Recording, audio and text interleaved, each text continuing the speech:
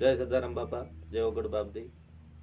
આપણે સમાજનું બંધારણ અમુક લોકો કરે છે ને અમુક લોકો નથી કરતા, એટલે આપણે ડીજે વાળા ખાસ કરીને હાલ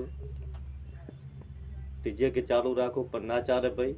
અત્યારે આપણે ડીજેની અંદર બાર એક એક બબી વગાડે છે, આપણે એમાં બગાડ વધારે થાય છે.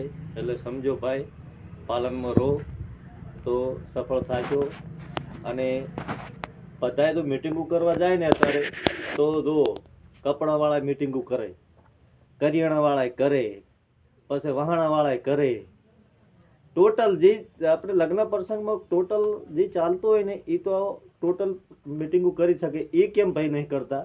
એ સમજે છે કે ભાઈ આપણે સમાજની રીતે આપણે સમાજમાં બંધારણમાં રહેવું પડે અને સૌનું પાલન કરવું પડે. અને પાલનમાં બધાનો લાભ થાય છે કે ખોટું થતું નથી, ખર્ચા ઓછા થાય છે. જેટલા ખર્ચા ઓછા થશે એટલી આપણી સમાજમાં આગળ કોઈ બીમાં આગળ વધી શકશે.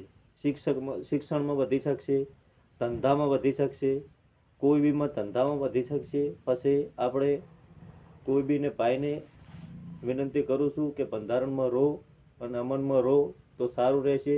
પછી સમાજ બહાર કાઢો એટલે પછી આમ છે ને તેમ છે ને એ ના ચાલે ભાઈ.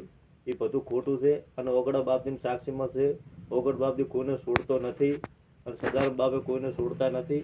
એટલે મહેરબાની કરી અને ભાઈ બંધારણમાં રહો. જય સદારામ બાપા, જય ઠાકોર સમાજ.